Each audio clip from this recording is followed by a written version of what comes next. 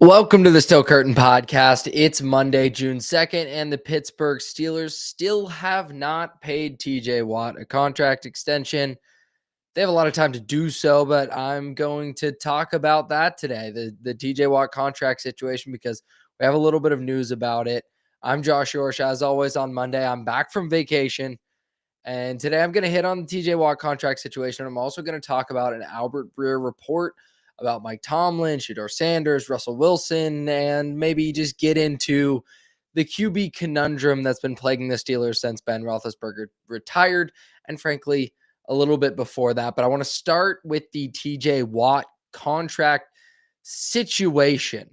Watt is heading into the final year of his 4-year, $112 million extension that he signed after his rookie deal, heading into the end of his rookie deal, and will likely not be with the team until it's done. Last time when this situation was coming up and he wanted a contract extension, Watt held in during training camp as everything got sorted out, and everything did get sorted out, and TJ Watt got paid, and TJ Watt continued to dominate the NFL and lead the league in sacks multiple times. But now the situation is a little bit different. Mark Kaboly, who is the Steelers reporter for the Pat McAfee show, I think still, but also is now doing a podcast. He's an excellent Steelers reporter. Obviously, he does stuff with 937 The Fan and has a podcast now with Chris Mack. On that podcast, the Kaboly and Mack podcast, said that the Steelers have a, quote, substantial offer on the table for Watt. But he also noted that the deal is probably not what Watt is looking for. And maybe what Watt is looking for is Myles Garrett money, which concerns me, sets off alarm bells for me. Obviously, Watt should be looking for that. Watt should be looking to make as much money as he possibly can, but it alarms me from the Steelers' perspective because I don't think giving 31-year-old TJ Watt, or TJ Watt heading into his age 31 season, 4 years, $160 million would potentially be the best thing. Jerry Dulac of the Post-Gazette today also reported that there could be some, quote, stumbling blocks in the deal with Watt. So the question is, should the Steelers pay TJ Watt well into his 30s, and should Watt get Myles Garrett money? Because I think heading into this offseason, there's so many questions about quarterback. There's so much Aaron Rodgers, everything hanging over the Steelers. There was Shedeur Sanders, everything hanging over the Steelers. There was a DK Metcalf trade. There was a George Pickens trade. Like, there's so many things up in the air for the Steelers that we've neglected to talk about the franchise player, one of the best defensive players in the history of the franchise. And that's a bold statement, but it's warranted for how great Watt has been. Potentially entering a hold in, hold out situation this offseason into training camp if he doesn't get a contract extension done, because I can't really see Watt loving heading into that final year of that deal, especially after seeing what Garrett got paid, who is his ultimate contemporary, his ultimate peer, the guy he's been measured against his entire career and measured up very nicely to, or even above many seasons of his career. But Watt is a little bit older. Watt is coming off of not such a good season, and he's probably not going to hit that $40 million a year mark over 4 years that Myles Garrett just locked down from the Cleveland Browns. And I'm not sure that the Steelers should be running to sign that deal with him. I don't know what the substantial offer is, right? I don't even know that Kaboly, who reported that, knows exactly what the terms of that substantial offer would be. But the issue probably isn't about the years. It's probably about the term, which is often the case as players get into their 30s. They want more years. Team wants to maybe pay a little more, but shorter years. They want some protection on the back end of that. The Steelers don't typically guarantee contracts deep into, multiple years. For a long time, they didn't guarantee beyond the first year. But that has certainly changed with the state of the NFL changing. Watt last season played the highest total snap count of his career, despite battling some nagging injuries, the ankle injury late in the year. Yet, he finished with just 11.5 sacks. I say just 11.5 sacks because this is TJ Watt we're talking about. and 57 quarterback pressures. No sacks over the final 3 games and playoff loss to Baltimore, so final 4 games. He did have 6 pressures in week 18 versus Cincinnati, which I think is worth mentioning, right? Because there is a bit of a narrative. Narrative is such a buzzy word to use now, but there's a bit of a narrative that Watt fell off and so did the Steelers at the end of the year. And to me, it was more that the Steelers fell off and Watt got injured a little bit. And 6 pressures against Cincinnati kind of dispels that as well, right? Like Joe Burrow is an incredibly difficult quarterback to sack, especially last season. He was excellent moving around the pocket and navigating muddy pockets. He's just such a tough player to bring down. One of the best quarterbacks in the NFL. But Watt was getting there late in the season after that ankle injury started to get better in week 18. And then in the wild card game, everything was kind of a disaster. I can't imagine. I didn't look at the numbers today, but I can't imagine many Steelers had pressures in that game because the Ravens just ran the ball down Pittsburgh's throat the entire game. So slow finish to the season for Watt. Kind of an underwhelming year. His 13.3% pass rush win rate was the 3rd lowest of his career. The 2 lower years were 2017, his rookie season, and 2018 when he was injured for a large portion, or not, in 2022 when he was injured for a large portion of that season. So his worst relatively healthy non-rookie year of his career from that metric. Watt's never been overwhelmingly dominant in terms of things like pressures and pass rush win. That's the inherent argument between him and Garrett. Watt finishes more, Garrett's more disruptive. What do you value more? Watt is such a good finisher that he doesn't need to have such a high pass rush win rate, right? Like he's just so good at actually getting the quarterback down. And that's so valuable relative to a quarterback pressure. Sacks do matter. Pressures are more indicative of consistent disruption, but sacks do matter. And Watt's such a good finisher that you don't really need to look at pass rush win rate typically, but a key indicator like that, an indicator stat as a player turns 30, starts to drop off noticeably. He's most of years of his career, he's up around 17, 18%, even some of the down years, 15%. 13.3 is a noticeable dip. He didn't early in the season, right? There was a lot of talk about the chip rate stat that PFF kind of invented essentially for TJ Watt because his double team rate was so low, but he's so constantly chipped. That kind of started to go away a little bit late in the season as teams realized he was a little bit compromised and not really getting to the quarterback the same way. To me, injury, yes, played a role. Yes, he had those 6 pressures against Cincinnati, so he wasn't just like a non-factor late in the year once that ankle injury happened. But there are clear signs of decline with TJ Watt. So in a lot of ways, I don't want the Steelers, I don't want Omar Khan to get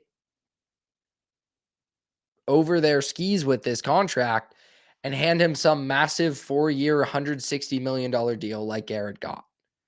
If they could do, I don't know, 3 years for 105, that gets in the ballpark a little bit more. 3 years, 110, first 2 guaranteed, right? Something like that. But this is the issue with the Aaron Rodgers, with the quarterback cloud hanging over this organization. If Aaron Rodgers is the quarterback in 2025, and maybe in 2026, you'd have to see how that goes. But if Aaron Rodgers is going to be the Steelers quarterback, which we still don't know, we've been assuming it, but it's seeming less and less likely. My confidence level with that is certainly dropping as we go through the offseason.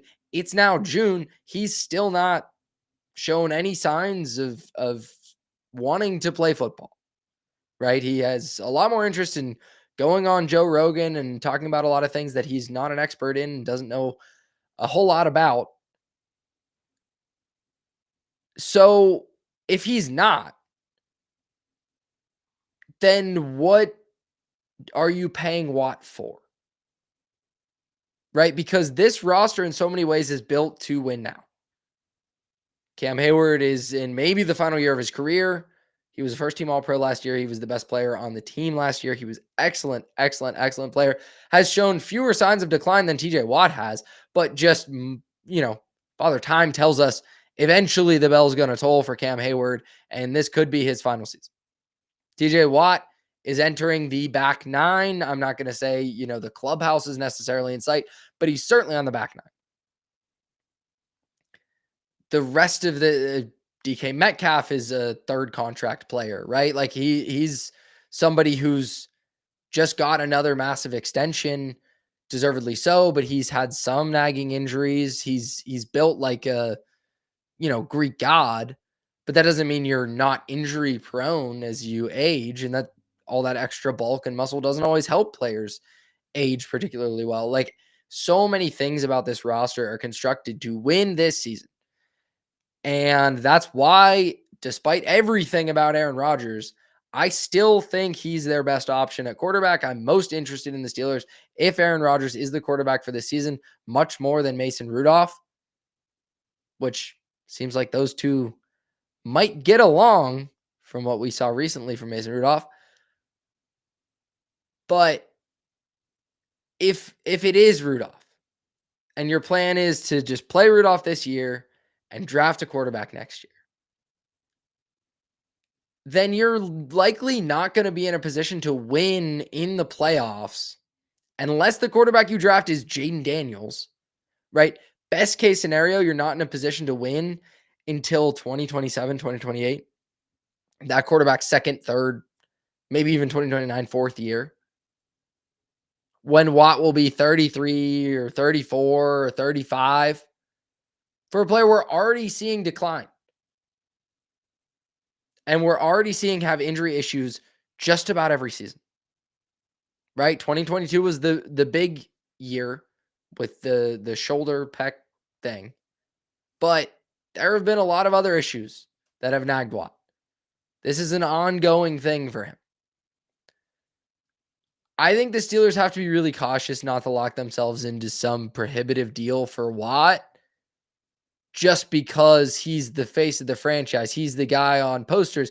He's the guy that they're putting up on Sunday Night Football when this organization doesn't have a quarterback and hasn't had a quarterback for years, right? I think there's value in that. There is value in that for an organization, for having a face. But I don't think that should factor too heavily into the football decision-making process.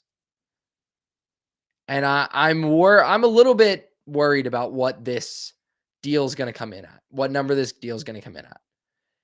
And it just comes back to like quarterbacks provide timelines. Quarterbacks provide context in sports, in the NFL. Great players in basketball are the same way. You are on that player's timeline as an organization. So you operate that way. The Washington Commanders, I just mentioned, Jaden Daniels, they're on the timeline of we have a rookie quarterback, rookie contract quarterback who has proven he can win in the playoffs. Spend the money now. Go try to win a Super Bowl right now. This is our window, right? And then you readjust when you have to pay him.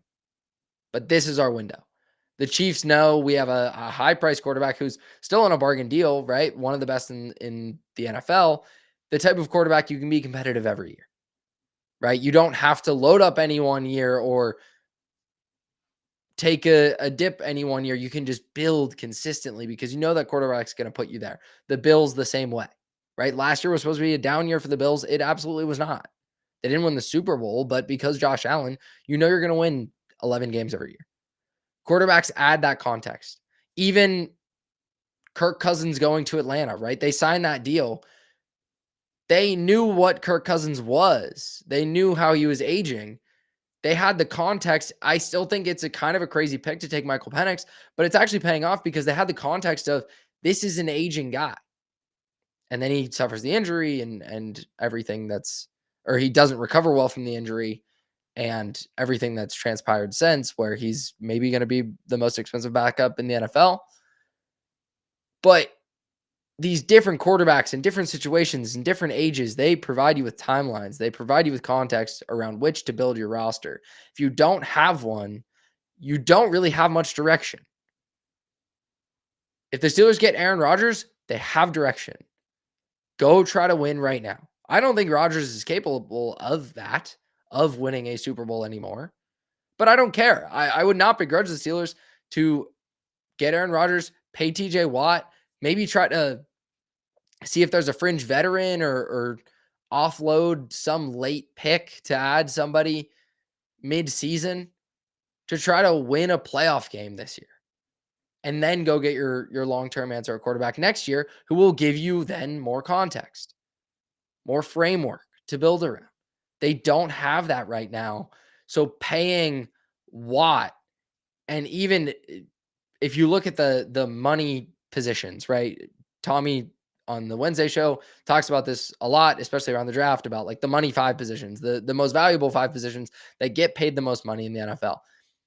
Edge rusher is number 2 behind quarterback.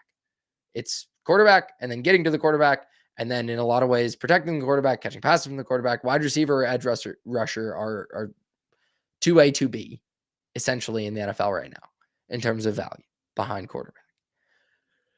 So maybe Watt is your context right now, but I don't think he's that dominant of a player. I didn't see that type of contextual player last year, right? And even Myles Garrett was that player last year, and the Browns rewarded him that way.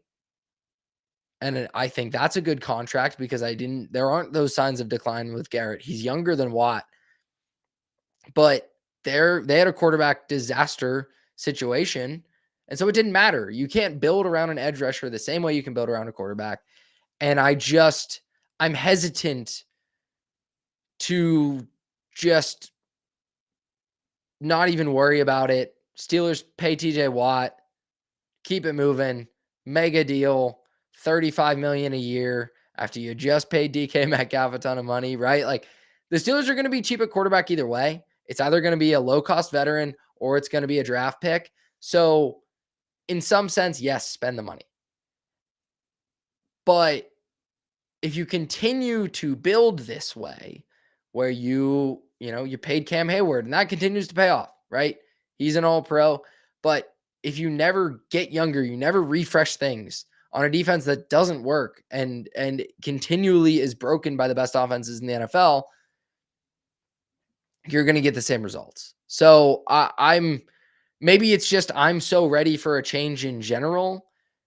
Not that I'm going to advocate you definitely should trade TJ Watt this offseason if Aaron Rodgers doesn't sign, but I think that's something that the Steelers should consider and potentially will with Omar Khan. The Omar Khan operates differently than the Steelers have for years and years and years. And I think he will see and understand that there's not a timeline to win a Super Bowl within the best years of TJ Watt's career that are left. So if Watt wants that mega deal, wants to hold out for that mega deal, go find it somewhere else. Especially if Aaron Rodgers isn't the quarterback this year, because you're not going anywhere fast as an organization. Get what pick you can for him. Maybe it's a second next year, a swap, late round swap. All right.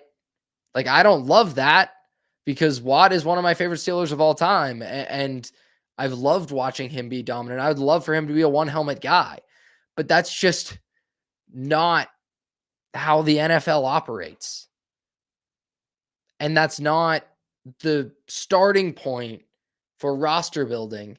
Can't be, I love this guy. He's been a Steeler for a long time. He embodies things here, the culture, whatever. He's going to be part of the solution. And in the thumbnail today, it says no hometown discount because JJ Watt has said about TJ's contract this year.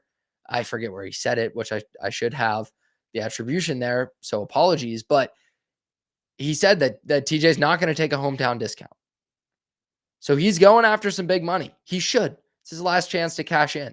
But like JJ had to go to the Cardinals to find his last big deal, TJ might have to go somewhere else. And I don't think that's what will happen. But if I'm looking at this objectively, I think that could be one of the Steelers' best options this offseason if they can't find some easy middle ground with Watt, where they're not locked in super long term. Because once you get, right, there is a flip side to this. As I go very long on this topic, and this is going to be mostly the topic today. So I'm really going to get into the multiple sides of this, right? The other side of it is that the cap keeps climbing. And what contract is really that much of an albatross anymore? When is an edge rusher contract really been too prohibitive to move? Right? The Bills paid Von Miller a massive deal that didn't work out at all, and they still made the AFC Championship game last year. It's about so many other things. And with the way the cap is booming, the NFL continues to just grow at this exponential rate, right? That probably can't continue forever, but the cap is going to continue to go up.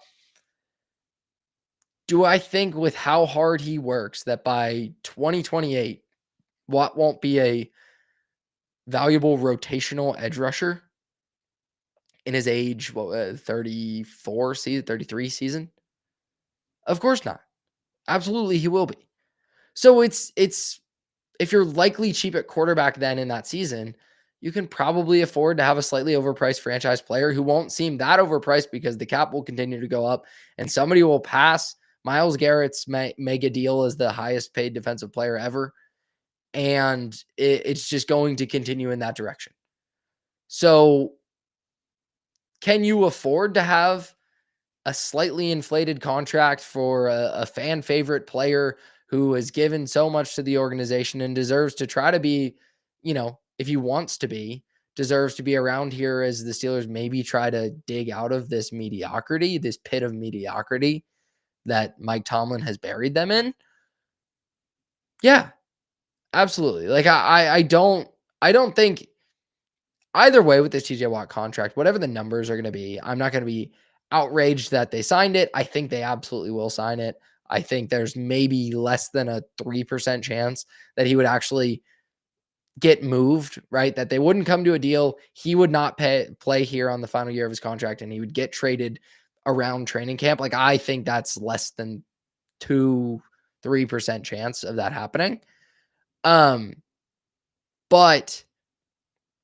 and with that, if they do pay him close to that $40 million a year and it's 3 years of it, I'm not going to be jumping up and down that it's a great deal and they locked in the guy because I have real worries about his decline.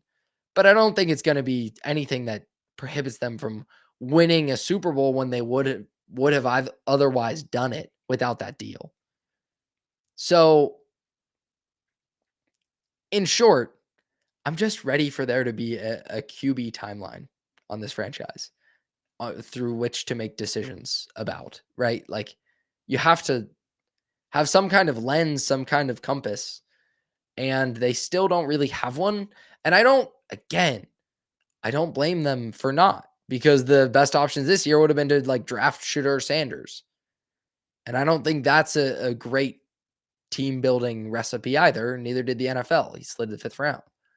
So I'm ultimately okay with most of the moves that the Steelers have made and the trajectory that they're on. And even with just Mason Rudolph, figure it out for a year, and then we'll go get some kid in the draft. But if you just continue to tie up resources into aging defensive players on the most expensive defense in the NFL that continually underperforms every year, you're going to get similar results and you're going to end up in the same place as an organization. So I'm interested to monitor that situation and see how big this deal gets, see when it gets signed, what the terms are. I'll be excited to talk about it then, but I wanted to bring it up now because to me now that is the biggest storyline.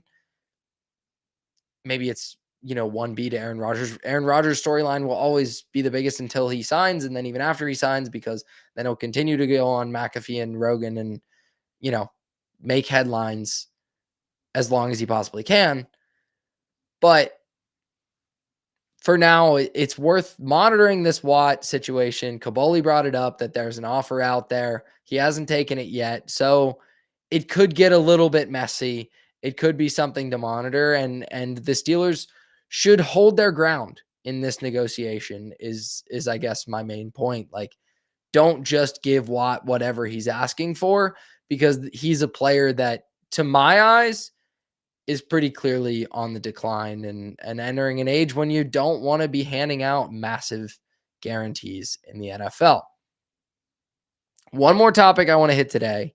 But before that, if you're a fan of the Pittsburgh Steelers, if you're a fan of Pittsburgh Steelers football, if you aren't and you just enjoy the sound of my voice, which seems unlikely, but possible, right? Still possible, then please subscribe to the Still Curtain podcast on YouTube, Spotify, anywhere you get your podcast. We really appreciate your support.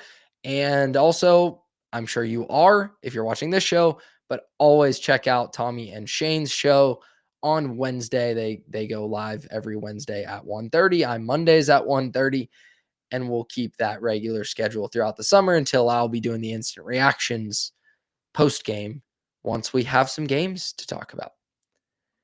One more thing to talk about the Steelers offseason, and this is more a retrospective, but Albert Breer of Sports Illustrated went on the Bill Simmons podcast and talked about some offseason storylines and things like that, and essentially said that Tomlin was the Lone Ranger on sticking with Russell Wilson late in the season, and that he was at odds with the rest of the organization. And ultimately, that may be why he didn't push harder for the Steelers to draft Shedeur Sanders. Here's a quote from Breer on the podcast. Quote, "I think people there would tell you that the Russell Wilson thing undermines so many things in the last month of the season, and that a lot of that building really wanted them to go back to Justin Fields. And it was something where Tomlin was kind of, again, all on his own on that one." He continues, "And I think it's part of the reason why Tomlin liked Shedeur going into the draft, but I don't think Tomlin wanted to press that button again at quarterback after what happened with Russell at the end of the year last year." End quote. I talked about this after the draft because it felt like Tomlin wanted Shedeur and maybe got vetoed, maybe lost a power struggle. Breer seems to indicate that Tomlin more backed off than lost any battle. But that's still notable. This is Mike Tomlin. The Steelers, as an organization, elevate their head coach above everybody else, right? They put their head coaches on a pedestal. It has worked to great success.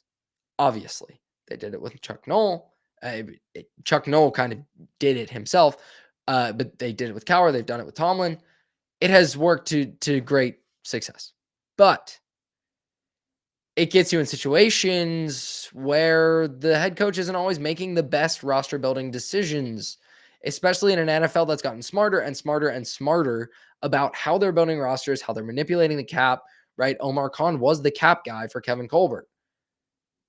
And now he's leading things for the Steelers. And I think they've gotten a lot smarter in how they're giving out contracts, how they're drafting against consensus boards and things like that. Like, the Steelers have really revamped things in terms of their decision-making process. And maybe part of that is taking a little bit of power away from Mike Tomlin, right? The Steelers had a really poor record of first-round draft picks, basically from TJ Watt through the end of the Kevin Colbert era. And now it's not gold stars across the board for Omar Khan so far. We really got to see about Broderick Jones. Troy Fautanu, we just didn't see last season because he was injured. So we need answers on those. Derek Harmon has some injury concerns, but I'm very excited about Harmon. So it's not like Khan has knocked it out of the park every time. But I think the Steelers have brought themselves into a more modern decision-making process as an organization. And that includes maybe pulling a little bit of power away from Mike Tomlin. I said he lost a power struggle with the Harmon pick instead of Shedeur. I predicted before the draft that they were going to Shedeur. A lot of people predicted that. That was heavily mocked. And then heavily mocked in terms of mock drafts and then jokes afterwards when Shedeur Sanders slid to the 5th round. But